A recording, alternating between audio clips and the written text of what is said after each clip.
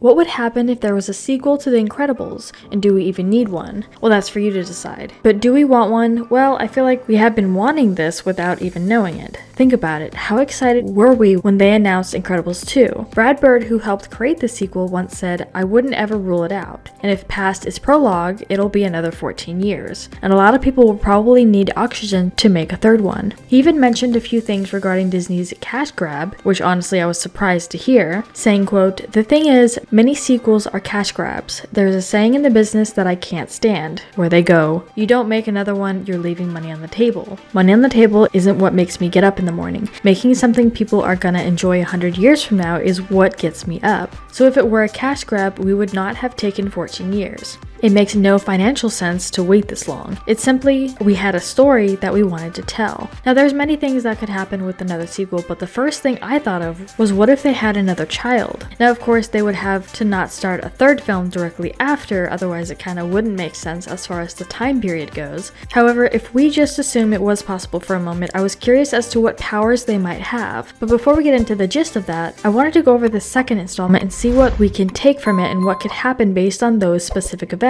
since they decided to start the movie right after the first. We just jumped straight into the action with the Underminer and the family attempting to stop him. Of course doing so successfully, but in their world, superheroes are illegal. They're not only trying to keep that machine away from people, but buildings as well, which I never caught before. They're dealing with one of their worst nightmares, being supers but not being able to use it. But they try to change that. I feel like it would make sense that they would let the kids grow up a little bit more than the same exact characters. Their goal was to change the law, even if it meant breaking it, so that, as far as Bob says, the kids can have the choice when they are older. It made me wonder if they did create another sequel, if the kids would be older. Violet more adult age, and Dash more Violet's age, and Jack more Dash's age. That way we can see Jack control his powers more so. Helen is assigned with the brutal task of risking her life and families by going out and protecting her title as a super. Along the way she gets introduced to other supers, which we never really got the chance to see in the previous films. Because it's been so long since the last Incredibles film, it actually doesn't feel like a cash grab at all. It feels like the animation was done correctly, as well as the story and development of characters. Seeing the same perception of one parent going out and doing hero work and the other staying home with the kids, even though they just switched parents, it still feels very different. This is what Brad Bird was talking about. If there was to be an Incredibles 3 anywhere in the future, it would be the far future, because they really want the story right. And the longer they go from sequel to sequel, the less we think of it as a cash grab. Another question, where would Edna fit into it all?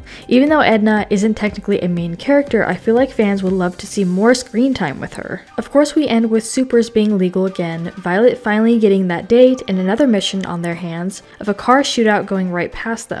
Not as exciting as the Underminer, but who knows what that could be about. Do I think there needs to be another sequel? Well, yes, at least one, but I would want it to be worth the wait, and Incredibles 2 was worth the wait. It all depends on where they start the story. Since we got the concept of starting from the first movie's ending, since a shootout isn't really that drastic of a crime that they're used to taking care of, I don't think they're going to go this route again. If and when they do another, I really believe they will let the kids age up a bit. But I wanted to turn this around to you guys and ask, what do you think would happen in a sequel if at all possible, and what would you expect or want to see? Let me know what your thoughts are in the comments down below.